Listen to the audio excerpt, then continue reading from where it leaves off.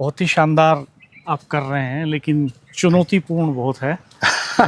आपने बताया कि जो जी एडवांस मॉडल है जी उसमें तो प्रोडक्शन कॉस्ट बहुत ज़्यादा है, बहुत ज़्यादा है।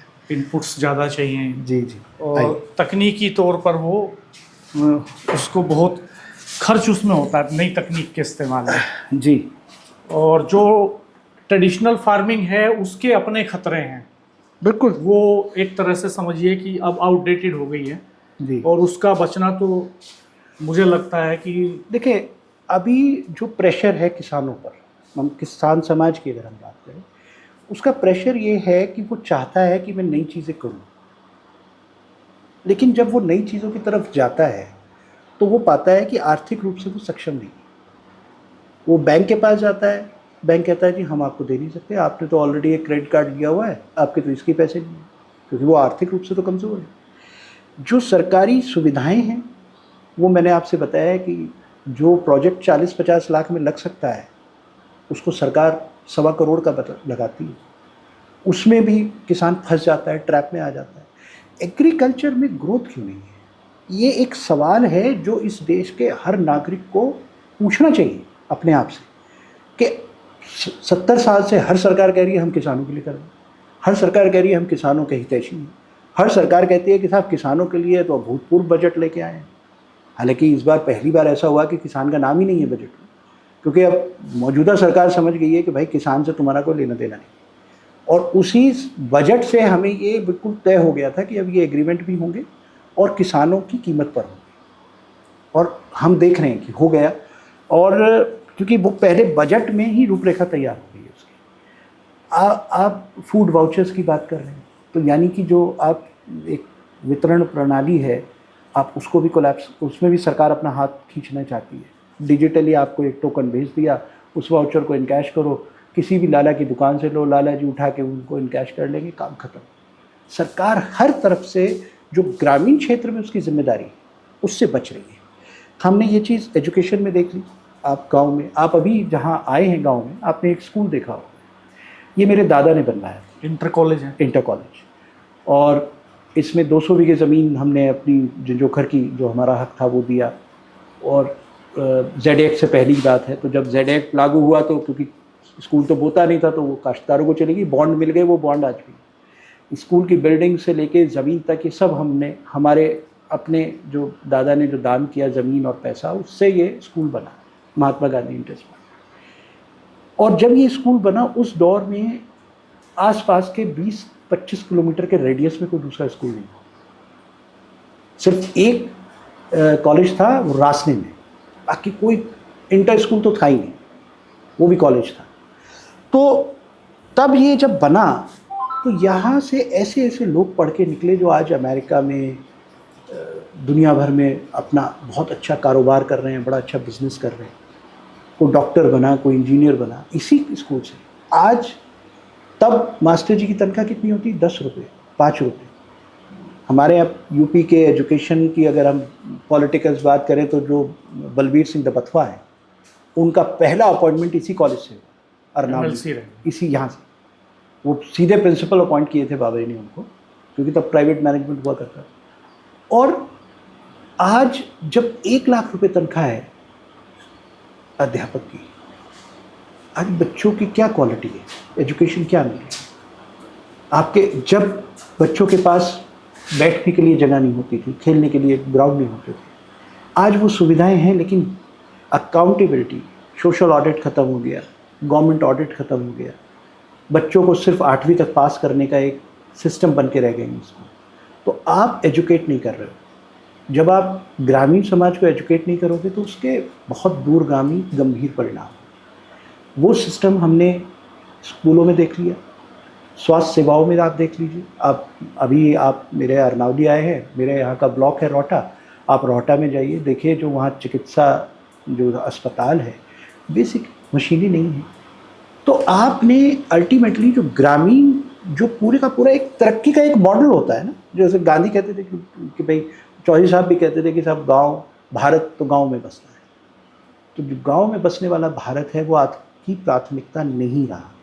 खेती किसानी, आज आप आलू लगा दिया, आपका नहीं बिक रहा है। आपने सब्जी लगा दी, नहीं बिक रही है। आप गन्ने का आपकी स्थिति है, आपको पता है कि आपने पिछले 10-12 सालों से कोई नई प्रजाति नहीं दी है गन्ने की, तो आप कैसे उसको काउंटर करोगे? 3 दिन पहले मैंने एक आर्टिकल पढ़ा जिसमें जो ये चीनी मिल वालों की जो एसोसिएशन है, क्या इस्मा ने भारत सरकार को प्रस्ताव दिया है, वो प्रेशराइज कर रही है कि आप कुछ वेराइटीज़ को प्री लॉन्च कर दीजिए। हमारे यहाँ एक सिस्टम है कि आप जब कोई कमर्शियली किसी प्रजाति को लॉन्च करते हैं तो उसका एक पूरा का पूरा एक प्रोटोकॉल है।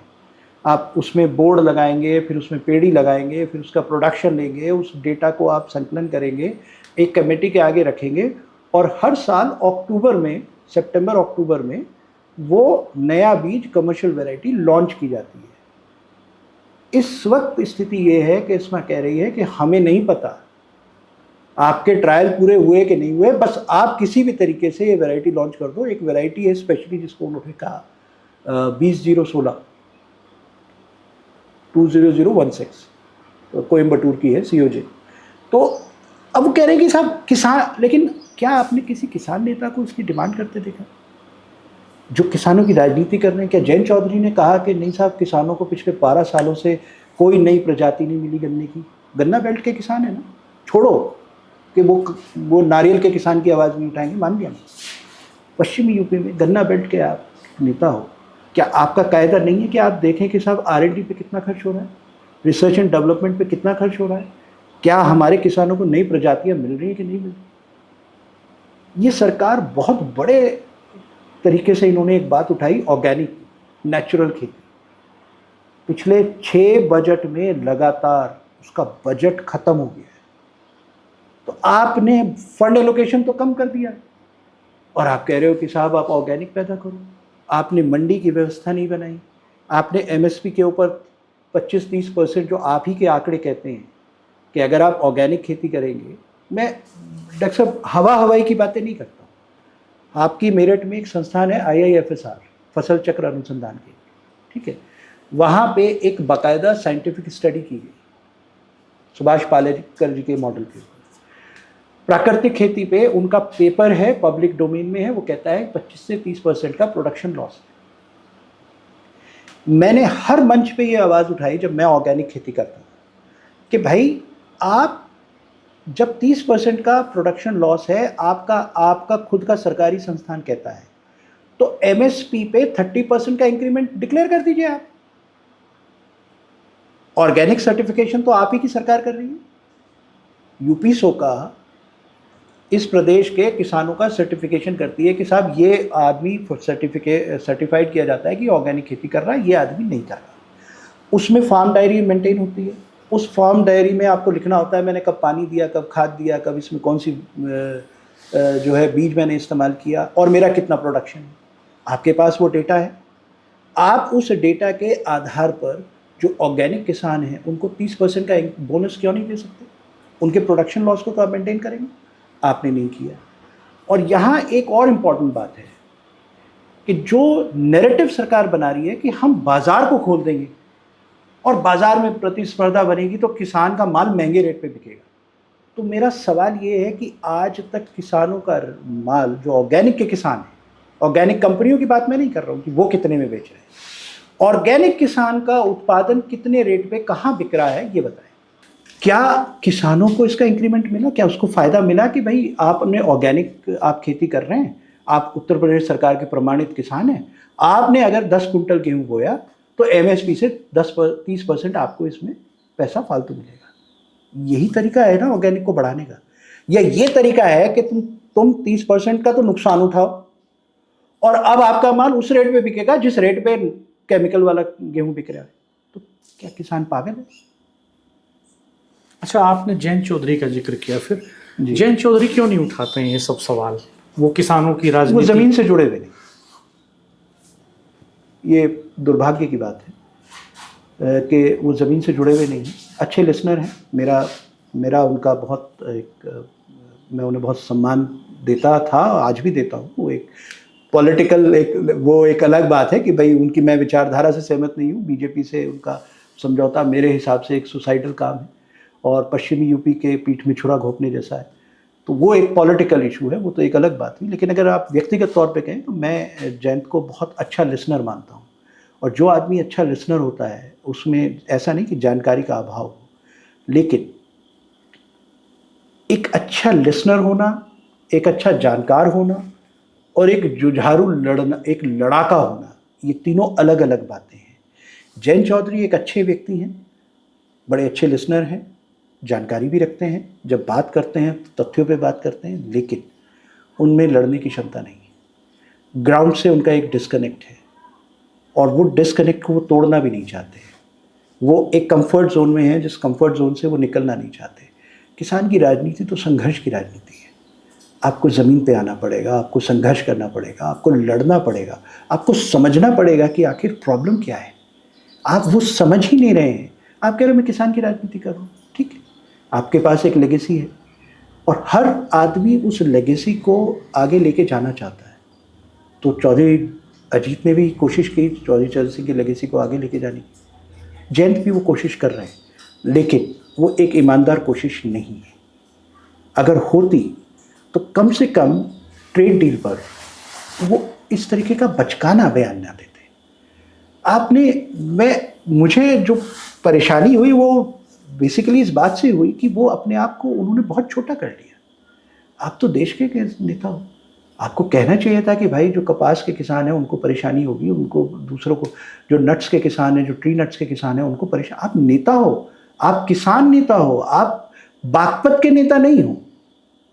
राजकुमार सांगवान बागपत के सांसद अगर कोई इस तरह की बात कहे तो एक बार को समझ में आती, लेकिन जयंत चौधरी अगर कहें तो ये अफसोस की बात है, ये शर्म की बात, नहीं करनी चाहिए थी उनको।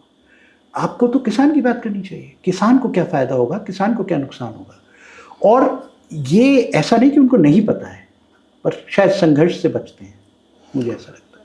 पॉलिटिकली कौन नेता आपको ऐसा लगता है कि वो ट्रेड डील पे ज़्यादा ठीक ठीक बात कर रहा है इस समय? आई थिंक राहुल काफ़ी अच्छी बात कर रहे हैं, लॉजिकली बात कर रहे हैं।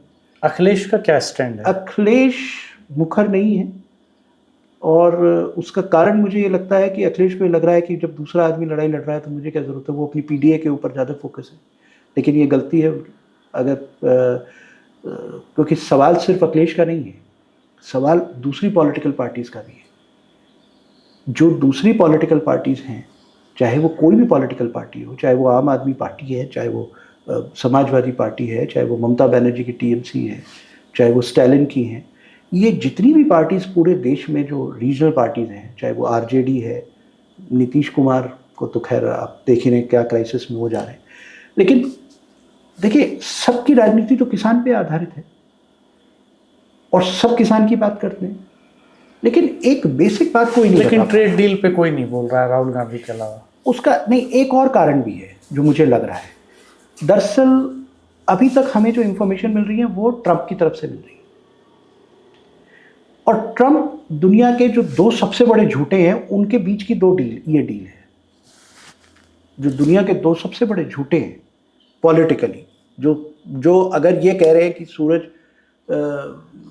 पूरब से उग रहा है तो भी सोचना पड़ता है कि यार ये झूठ तो नहीं बोल रहा है, इतना बड़े झूठे हैं। आप ट्रंप और नहीं, मैं कह रहा हूँ दुनिया के दो बड़े झूठों के बीच की डील है और उस डील में एक झूठा कुछ कहता है, दूसरा झूठा चुप है।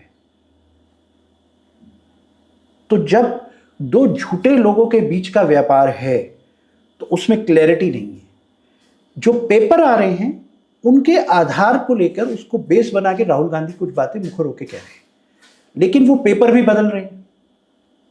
भाई आप सच्चाई कैसे जानेंगे? रविंद्र भाई, मेरी और आपके बीच में मान लीजिए एक डील है। अब या तो मेरी और आपकी क्रेडिबिलिटी इतनी बड़ी है कि अगर मैं और आप किसी बात को कह रहे हैं तो लोग उस बात पे आंख बंद करके यकीन करेंगे कि भाई रविंद्र भाई ने ये बात कही है, ठीक है, मनीष भारती ने ये बात कही है, ठीक है। या तो मेरी और आपकी क्रेडिबिलिटी, वो तो जीरो है दोनों की। अब आते हैं कि भाई मेरे आपके बीच में एक कागज है, तो कागज जो है वो भी बदल रहा है।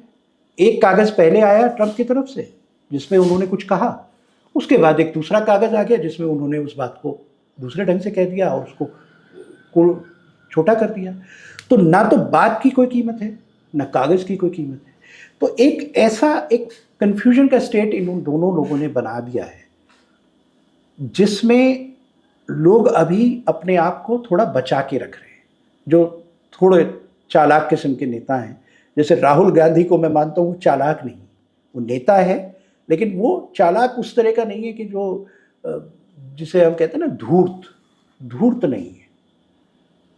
वो जो दिख रहा है उसके ऊपर वो बात कर रहे हैं, जो तथ्य हैं उनके ऊपर वो बात कर रहे हैं, उसी के आधार पे वो लोगों को जागृत कर रहे हैं। लेकिन बहुत सारे नेता ऐसे हैं जो अभी वेट एंड वॉच की स्थिति में, कागज़ कुछ क्लियर नहीं है, दोनों नेता हैं वो झूठे हैं, जो इनके ऑफिशियल्स हैं उनके बयान कॉन्ट्राडिक्टरी हैं। लेकिन एक चीज़ तय है कि ट्रेड डील तो हो गई, और ये भी तय है कि एग्रीकल्चर सेक्टर खुल गया है। ये दो सच्चाई है, इससे ना वो इनकार कर रहे हैं ना वो इनकार कर रहे हैं। अब सवाल सिर्फ इतना है कि उस ट्रेड डील के अंदर से निकल के क्या क्या आता है। DDGA से आप सीधे 100 रुपये मक्का आपके यहाँ आ रही है। एथनॉल मक्का का सस्ता है, गन्ने का महंगा पड़ता है। ऐसे में क्या आने वाले टाइम पे क्या मक्का का रास्ता भी खुल रहा है इनडायरेक्टली? हमने देखा है, लगातार खुलता है। आप एक छोटी बात को अगर बड़े पैमाने से देखेंगे, आप उसको एक दूसरे नज़रिए से देखना चाहें, हमने दालों का हम इंपोर्ट खोलते हैं कभी कभी, उससे क्या होता है? जैसे ही हम दालों का इंपोर्ट खोलते हैं उससे क्या होता है? उससे भारत के जो किसान की जो दालें हैं उसके प्राइस क्रैश हो जाते हैं। मक्का का क्राइसिस हुआ 2 साल पहले, 3 साल पहले, जब हमने मक्का मंगाई तो क्या हुआ? मक्का के प्राइसेस क्रैश हो गए, मक्का का पूरा किसान तबाह हो गया। आप कपास कितनी महंगी खेती है, जो कपास के किसान हैं उनसे आप बात करें, बीटी कॉटन, आपने जेनेटिकली जो मॉडिफाइड जो क्रॉप्स हैं, आपने एक स्टैंड लिया है। ये भारत सरकार का स्टैंड है कि हम बीटी क्रॉप्स को, वो GM क्रॉप्स को, हम जेनेटिकली मॉडिफाइड क्रॉप्स को हम देश में नहीं आने देंगे, बिकॉज इनके हमारे ह्यूमन पे हेल्थ पर कुछ नेगेटिव इम्पैक्ट्स। ठीक, आप उसमें शिफ्ट क्यों कर रहे हैं? आपने एक इनडायरेक्टली, क्योंकि बाकायदा आपने कहा है कि जो नॉन टेरिफ बैरियर्स हैं, नॉन टेरिफ बैरियर्स पे आपने बाकायदा उसको एड्रेस किया है।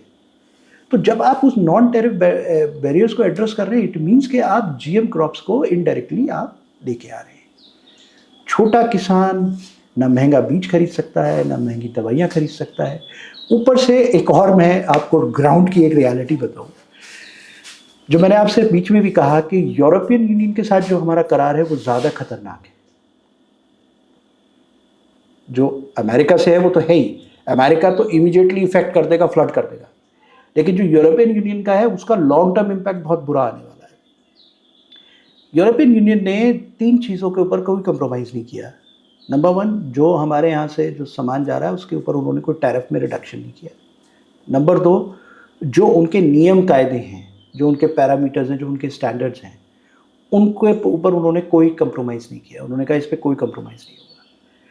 अब आप गूगल करें, बहुत बेसिक सी चीज़, ऐसे कौन कौन से इंसेक्टिसाइड, पेस्टिसाइड, फर्टिलाइजर्स हैं जो यूरोपियन यूनियन ने बैन किए हुए हैं और भारत में वो बैन नहीं है?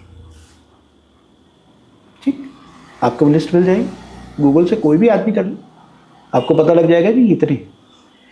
अब आप मुझे ये बताएं कि जब वो बैन, जो पेस्टिसाइड, इंसेक्टिसाइड, फर्टिलाइजर्स हैं जो यूरोप में बैन है और भारत का किसान उन्हें इस्तेमाल कर रहा है, तो क्या कोई तरीका है कि उन इस्तेमाल करने के बाद उन चीज़ों से जो उत्पादन आएगा, उन फर्टिलाइजर्स, पेस्टिसाइड को इस्तेमाल करने के बाद जो भी फसल का उत्पादन होगा, क्या कोई तरीका है कि आप उसे यूरोप में बेच लेंगे? कोई तरीका? साधारण सा सवाल है। तो आप वही कर रहे हैं जो आपने हमेशा से किया है। आप कोई तैयारी नहीं कर रहे। आपने ऑर्गेनिक का बाजार नहीं बनाया, ऑर्गेनिक के लिए मार्केट नहीं दिया, आपने कोई प्रोत्साहन नहीं है। आपने कहा प्राकृतिक खेती करो, जीरो बजट। पालेकर साहब को आपने लिया, लॉन्च कर दिया, पूरे हिंदुस्तान में गए, उन्होंने व्याख्यान दिया, आपके यहाँ मेरठ में भी आए थे वो, मेरठ यूनिवर्सिटी में, मेरा उनसे विवाद भी हुआ था। सवाल ये है आप तैयारी नहीं कर रहे हो। आप अपने देश में इंटरनेशनल पैरामीटर्स के आधार पर इंसेक्टिसाइड पेस्टिसाइड्स को बैन नहीं कर रहे हो। आप उनका इस्तेमाल किसान धड़ल्ले से कर रहा है। जब उन धड़ल्ले से उनको इस्तेमाल करेगा तो जो प्रोडक्ट बनेगा, क्या वो प्रोडक्ट एक्सपोर्ट के लिए एलिजिबल होगा? नहीं होगा।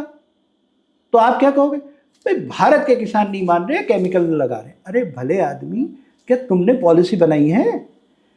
आप जब किसान को कह रहे हो कि भाई ये फसल में ये दवाई डाल, तेरी फसल बढ़िया होगी, उसको तो इतना ही पता है ना। एक्सपोर्ट नहीं, वो एक्सपोर्टर नहीं है, ये बेसिक बात है। भारत का किसान एक्सपोर्टर नहीं है, भारत का किसान प्रोड्यूसर है। वो जानता है मुझे अपनी फसल को कैसे पैदा करना है और उसे कीट पतंगों से, बीमारियों से कैसे बचाना है, और उसके लिए जो उपलब्ध बाजार में दवाइयां हैं उसका वो इस्तेमाल करेगा। वो दवाइयां आपके EU के, अमेरिका के, ऑस्ट्रेलिया के, न्यूजीलैंड के हेल्थ पैरामीटर्स पे क्लियर नहीं होंगी। तो आपका तो कुछ जाने वाला, धेला उठने वाला है नहीं। आपने उल्टा ये कर दिया कि जो मेरा बाजार है आपने उसको खोल दिया, और आप ये कह रहे हो कि ये मास्टर स्ट्रोक है। हाँ, मास्टर स्ट्रोक है इस देश के किसानों की बर्बादी का, इस देश की लघु उद्योग की बर्बादी का, कुटीर उद्योग की बर्बादी का। और ये सिर्फ लघु और कुटीर की बात नहीं है, इसमें जो मेगा बिजनेस हाउसेज हैं वो भी सफ़र करेंगे, क्योंकि आपने जो भी एग्रीमेंट्स हैं, आप गौर से देख लीजिएगा रविंद्र भाई, कि आने वाले, अभी जो पिछले 2 महीने 3 महीने में एग्रीमेंट्स हुए हैं और जो आने वाले टाइम में एग्रीमेंट्स होने हैं, वो गिनती के 2-3 कॉरपोरेट हाउस हैं। उन्हीं लोगों के अंतर्राष्ट्रीय स्तर पे टाइप्स होंगे और उन्हीं लोगों के हाथ में ये पूरा का पूरा कारोबार। और ये एक तरीके का इनडायरेक्ट रास्ता है जो 3 कृषि कानून से हम किसी तरह से लड़के अपने आप को बचा पाए थे, अब हमें बिल्कुल बगैर किसी सुरक्षा के उसी मार्केट में, उसी सब चीज़ों के अंदर धकेल दिया गया। किसान पहले बर्बाद होगा, उद्योग उसके एक दिन बाद बर्बाद होगा, लेकिन बर्बाद दोनों होंगे। और अगर इस देश का स्मॉल मार्जिनल सेक्टर बर्बाद होता है तो इस देश का आम आदमी भी बहुत दिन तक बचा नहीं रहेगा। फूड सिक्योरिटी पूरी दुनिया की सरकारों की प्राथमिकता है। आप सिर्फ गेहूं और चावल के आधार पर इस देश को फूड सिक्योरिटी नहीं दे सकते। आपको लगता है कि मेरे पास खाद्यान्न का रिकॉर्ड उत्पादन हुआ है? हाँ, हुआ है। आप इसलिए दुनिया के नंबर 1 चावल उत्पादक देश हैं क्योंकि चीन ने अपने यहाँ के पानी को बचाने के लिए अपने आप प्रोडक्शन कम कर दिया। उसने कहा भाई हमें चावल नहीं चाहिए, इसलिए आप दुनिया के नंबर 1 हो गए चावल के उत्पादन। तो ये चीन की समझदारी है और आपकी मूर्खता है, क्योंकि आपको पता है कि पूरी दुनिया में चावल में जितना पानी इस्तेमाल होता है इतना पूरी दुनिया में किसी क्रॉप में नहीं होता। तो जितने समझदार मुल्क हैं उन्होंने चावल बोना बंद कर दिया। वो हिंदुस्तान जैसे मुल्कों से चावल खरीदते हैं और अपना काम चलाते हैं। तो आप पॉलिसी के नाम पे, पॉलिसी फ्रेमवर्क के नाम पर आप उस तरह की पॉलिसीज नहीं बना रहे जो लॉन्ग टर्म में आपके किसानों को, जो आपका एग्रीकल्चर सेक्टर है, ठीक है, उसको सपोर्ट करे, उसको ग्रो करे, उसको आगे लेके जाए। आप नहीं कर रहे। आप बहुत शॉर्ट टर्म विजन के साथ किसी प्रेशर में आके आप उस तरह के काम कर रहे हो जिससे हम बर्बादी के रास्ते पे जाएंगे। ये रास्ता किसी तरक्की के रास्ते पे नहीं जा रहा, ये बर्बादी का रास्ता है। और ये एक नागरिक के तौर पर ये मेरी जिम्मेदारी है। मैं किसी संगठन के लिए नहीं कह रहा, एक नागरिक के तौर पे मेरी जिम्मेदारी है कि मैं उन खतरों के बारे में आगाह करूं, लोगों से बात करूं, लोगों को बताऊं। अगर मैं गलत हूं तो लोग अपने विचार देंगे, हो सकता है कि हम गलत हों, लेकिन एज ऑन टुडे, आज की तारीख में, तो जो बातें हम कह रहे हैं, जो तथ्य हम रख रहे हैं, उसके जवाब में हमें कोई बता नहीं पा रहा है। तो कैसे हो सकता है कि 0 टैरिफ से 18% टैरिफ अच्छा है? अब आप कितने भी तर्क दे दीजिए, हम तो जाट आदमी हैं, हम तो 2 + 2 4 जानते हैं, हम तो 22 नहीं कह सकते लालाओं की तरह। लाला से मेरा मतलब व्यापारी वर्ग। भाई हम 2 और 2 22 नहीं गिनने के ना, हम तो 2 + 2 4 ही कहेंगे। तो हमारा 2+2 ये कहता है कि एक सिस्टमैटिक कोलैप्स हुआ। मोदी जी जब सत्ता में आए 2014 में, तो जो रविंद्र भाई सबसे पहला नारा इन्होंने दिया वो क्या दिया? 2 नारे दिए। जो पहला नारा दिया वो दिया सॉयल हेल्थ कार्ड। देश के किसानों ने केमिकल यूज कर करके खेती मिट्टी खराब कर दी है। एक एक किसान के घर में सॉयल हेल्थ कार्ड जाएगा। आप गवाह हैं, इस उत्तर प्रदेश में नहीं, मेरे ख्याल से शायद भारत का सबसे बड़ा जो घोटाला हुआ सॉइल हेल्थ कार्ड का, वो इसी शहर में हुआ, मेरठ में। किसी एक आदमी के खेत का अगर सैंपल मिट्टी का गया हो जिसमें ईमानदारी से जांच हुई। ठीक। दूसरा बड़ा नारा दिया किसान की आमदनी दुगनी, ना सॉरी वो तीसरा था। दूसरा नारा दिया लैब टू लैंड का ट्रांसफॉर्मेशन होना चाहिए। लैब टू लैंड, ये मोदी जी के बड़े खेती किसानी, बाकी की मैं बात नहीं कर रहा, खेती किसानी के जो बड़े घोषणाएं हुई हैं बीजेपी सरकार की कि लैब से लैंड को ट्रांसफॉर्म होनी चाहिए था। जो हमने हमारे कृषि विश्वविद्यालय हैं, रिसर्च ऑर्गेनाइजेशंस हैं, वो जो लैब के अंदर कुछ कर रही हैं वो किसान तक नहीं पहुंच रहा, और ये मेरी प्राथमिकता है। आपने R&D का बजट ना के बराबर कर दिया है, ना के बराबर। ऐसे पहुंचेगी लैब से लैंड ट्रांसफॉर्मेशन? ना इनकी एक सोच है डॉक्टर साहब कि ना रहेगा बांस ना बजेगी बांसुरी। ना लैब में कोई रिसर्च होगी, ना उसे लैंड तक ले जाने की जरूरत होगी, काम खत्म। नारे तो देने हैं। तीसरा नारा किसानों की आय दुगनी। कितनी? खर्चा 3 गुना, आमदनी में तो एक धेले का इजाफा हुआ नहीं। आप गन्ना बेल्ट में बैठे हो, क्या जो CACP की रिपोर्ट है जो फसलों की लागत की कैलकुलेशन करती है, सरकारी संस्थान है, क्या हम उसके बराबर का रेट गन्ने का किसान को दे रहे हैं? लागत CACP के अनुसार। आप स्वामीनाथन को भूल जाइए, C2+FL को भूल जाइए, वो नहीं चाहिए। मैं कह रहा हूँ जो आपके सरकारी आंकड़ा कह रहा है कि 1 कुंटल गन्ने को पैदा करने की जो लागत है, क्या आप उसके बराबर भी किसान को पैसा दे पा रहे हैं? नहीं दे पा रहे। क्या आप आलू की सब्जी की प्रोसेसिंग यूनिट्स को कर रहे हैं? नहीं कर पा रहे। आपकी फसलें सड़क पे सड़ रही हैं, आपकी सब्जियां सड़कों पे सड़ रही हैं। अब आप कहते हो कि यूरोप की सब्जियां आएंगी, यूरोप का प्रोसेस फूड आएगा।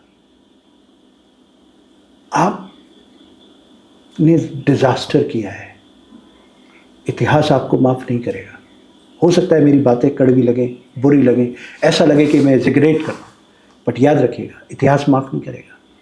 क्योंकि 60% लोग आज भी ग्रामीण अंचल में हैं।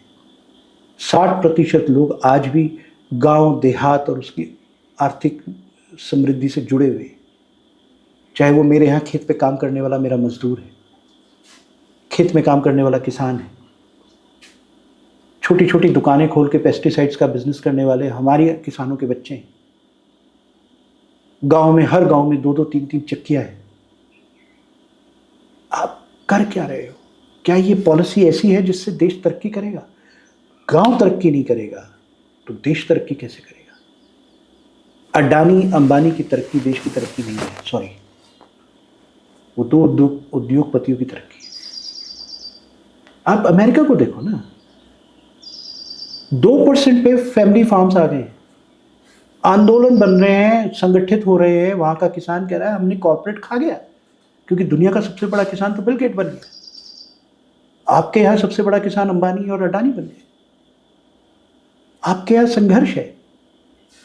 आपने एक पूरा का पूरा ग्राउंड तैयार कर दिया है। आपने एक सवाल मुझसे पूछा था अभी डॉक्टर साहब कि छोटे किसान की क्या स्थिति बनने वाली है। छोटे किसान के लिए रास्ता बन गया है अपनी जमीन को गिव अप करने का। पहले आप लीगली लीज आउट नहीं कर सकते थे जमीन, आप ठेके पे नहीं दे सकते थे। जो हम लोग आपस में ठेका देते थे वो कानूनी वैधता नहीं थी। आज कानूनी वैधता है। आज एक रजिस्टर्ड लीज पे बैंक लोन कर रहे हैं। आज आप लॉन्ग टर्म 10 साल, 15 साल, 20 साल की लीगल लीज कर रहे हैं, तो धीरे धीरे धीरे धीरे एक माहौल बनने वाला है कि एक दिन एक पावर ब्रोकर आपके गांव में आएगा और वो लोगों से कहेगा, भाई तुम कितने पैसे ले रहे हो, तुम्हें 10,000 रुपये का मिल रहा है ना, पकड़ो 20,000 रुपये, 20 साल के लिए लीज लिखो। क्योंकि वो 20,000 रुपये तो वो अगले 2 साल में कवर अप कर लेगा, उसे टेंशन नहीं। तो वो जो एक बड़ा एक डिज़ाइन है जो रूरल सेक्टर को तोड़ने वाला है, उस बड़े डिज़ाइन को हमें समझना होगा, समाज को जागरूक करना होगा, रास्ते निकालने पड़ेंगे को एग्जिस्टेंस के। हम दुनिया से कट के नहीं रह सकते। हम ऐसा नहीं कि हम में ये समझ नहीं। आज पूरा विश्व एक बाज़ार है, पूरा विश्व एक गांव है। हम दुनिया से कट के आइसोलेट होकर नहीं रह सकते, ये हकीकत है। लेकिन उस आइसोलेशन का मतलब ये नहीं है कि हम अपने लोगों के हितों की रक्षा ना करें। यूरोपियन यूनियन से जो हमारी ट्रीट है उसका उत्कृष्ट उदाहरण है। उसने अपने फार्मर्स के एक भी राइट पे कंप्रोमाइज नहीं करा है। एक सिंगल राइट के ऊपर यूरोपियन यूनियन ने कंप्रोमाइज नहीं किया है। हम क्यों कंप्रोमाइज कर रहे हैं? आप बाजार खोलो, कंप्रोमाइज क्यों कर रहे हैं? आप बाजार की स्थिति को बनाओ, आप लोगों के लिए बेहतर इंफ्रास्ट्रक्चर तैयार करो, आप लाओ ना FIIs को जो रूरल सेक्टर में इन्वेस्ट करें। जो 2025-26 की जो रिपोर्ट है इसकी, इकोनॉमिक सर्वे ऑफ इंडिया की, वो कह रहा है क्राइसिस में है इंडियन एग्रीकल्चर सेक्टर, उसको भारी इन्वेस्टमेंट की ज़रूरत है। आप ही का डॉक्यूमेंट कह रहा है, मैं नहीं कह रहा हूँ। क्या किया आपने? क्या आपके बजट में कोई एक सिंगल पॉइंट है जिससे एग्रीकल्चर सेक्टर में इन्वेस्टमेंट इनपुट बढ़े? एक सिंगल पॉइंट पूरे बजट नहीं। तो एंड ऑफ द डे आप जो कर रहे हैं, आपकी कथनी और करनी में जो भेद है, लोग उनकी कथनी को प्रमोट कर रहे हैं सोशल मीडिया पे, क्योंकि उन्हें अपनी आइडियोलॉजी को डिफेंड करना है। आइडियोलॉजिकल स्लेव्स जो हमारे यहाँ एक ज़ॉम्बीज़ की जो एक बहुत बड़ी एक जनसंख्या है, वो अपनी आइडियोलॉजी से बंध गई है उनके साथ, वो इंडिपेंडेंट नहीं सोच पा रही। तो वो 0 से 18% को भी जस्टिफाई कर रहे हैं, है ना। वो हमारे एग्रीकल्चर सेक्टर को खोलने को भी जस्टिफाई कर रहे हैं। वो रूस से सस्ता तेल हम नहीं खरीदेंगे, इसको भी जस्टिफाई कर रहे हैं। ठीक है, तो आप उनको छोड़ दीजिए ना। आपका जो मीडिया है, आप भी उस मीडिया के बड़ा हिस्सा रहे हैं, आज भी आप हिस्सा हैं उसके। क्या वाकई में ईमानदारी से हम विवेचना कर पा रहे हैं? क्या हम किसान की बात कर रहे हैं? ऐसा लगता है जैसे एंकर बैठा ही इस बात पे है कि वो किसानों को बेइज्जत कर दे। किसान नेता, चाहे वो राकेश टिकैत हो, चाहे वो कोई और हो, चाहे योगेंद्र यादव हो, ऐसा लगता है कि जैसे इनको अटैक करके इनको पूरे देश के सामने इन्हें विलन साबित कर दिया। वो विवेचना नहीं कर रहे हैं, वो एनालाइज नहीं कर रहे हैं, वो पॉइंटों के ऊपर डिस्कशन नहीं कर रहे हैं। वो सिर्फ एक एजेंडा के साथ हैं कि अच्छा ये किसान की बात कर रहा है ना, ही इज द विलन, ये देश की तरक्की नहीं चाहता है, ये देशद्रोही है, ये आंदोलनजीवी है, ये आंदोलन कर रहा है, ये तो पाकिस्तान का, ये तो चीन का पिट्ठू है। क्या कर रहे हो आप? ये विवेचना नहीं है। मीडिया को अपने रोल को रीडिफाइन करना चाहिए, और सरकार को अभी भी अगर मौका है तो ईमानदारी से इस देश के किसान के हित की बात को सोचना चाहिए। अगर नहीं सोचेंगे जी, आपने बहुत डिटेल में अगर नहीं सोचेंगे तो आने वाली पीढ़ियां माफ़ नहीं करेंगे, नहीं करेंगी, बिल्कुल नहीं करेंगी। और दोस्तों, हमने ट्रेड डील को आज खेत की जो डोल है, वेस्ट यूपी में खेत की मेंढ को डोल कहते हैं, तो ट्रेड डील को खेत की डोल से समझने की कोशिश की। यहाँ बैठे हुए किसान, एक प्रोग्रेसिव किसान जो एक अच्छा करियर, मैनेजमेंट का एक अच्छा करियर छोड़ करके खेती में आए वापस अपने गांव, अपने पैतृक पेशे में, वो किस तरह से समझ रहे हैं इसको जाना समझा मनीष जी के जरिए। और दोनों तरह की खेती के मॉडल उन्होंने दिखाए, जो ट्रेडिशनल फार्मिंग है और जो एक प्रोग्रेसिव फार्मिंग है, और इन दोनों पर क्या इम्पेक्ट होने जा रहा है। आपकी जिन चीज़ों से असहमति हो वो आप कमेंट बॉक्स में ज़रूर बताइएगा, और अगर सहमत हैं तो किन तर्कों से सहमत हैं ये भी बताइएगा। आपके कमेंट्स से हमें ये समझने में मदद मिलेगी कि हम इस इशू पर आगे किस तरह से समाज के भीतर एक बहस खड़ी कर सकें। हम कुछ और ग्राउंड रिपोर्ट्स आपको दिखाएंगे ट्रेड डील का एग्रीकल्चर पर जो इम्पैक्ट है उससे संबंधित। आप हमारे चैनल को देखते रहिएगा, सब्सक्राइब कीजिएगा, बेल आइकन प्रेस कर दीजिएगा, नोटिफिकेशंस ऑन रखिएगा, वीडियो मित्रों के साथ शेयर कीजिएगा। और बहुत शुक्रिया मनीष जी, आपने इतना आपका बहुत शुक्रिया वक्त दिया और बहुत ही डीप एनालिसिस किया आपने। चूँकि आपकी जो समझ है वो खाली किताबी समझ नहीं है, आप प्रैक्टिस में खेती कर रहे हैं जी, और एक लीगेसी, आइडियोलॉजिकल लीगेसी भी आपके साथ है, तो उसके आईने से भी आपने बीच बीच में चीज़ों को देखने की कोशिश की। बहुत बहुत शुक्रिया आपका। बहुत बहुत शुक्रिया।